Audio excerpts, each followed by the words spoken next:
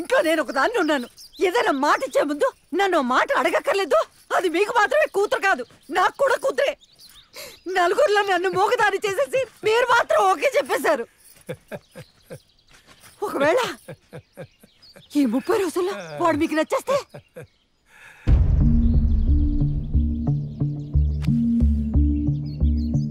ఒక గ్రద్దొచ్చి కోడిపిల్లను తన్నుకెళ్తుంటే తల్లి ఆ గ్రద్దని ఎగిరిగిరి పొడిచి ఆ పిల్లని కాపాడుకుంటుంది. అలాంటిది కన్న తండ్రిని ఎవడో వచ్చి నా కూతుర్ని తన్నుకెళ్ళిపోతుంటే నేను చూస్తూ ఊరుకుంటానా? వాడేం చేసినా నాకు నచ్చడు. ఒప్పుకోవాల్సింది నేనేగా.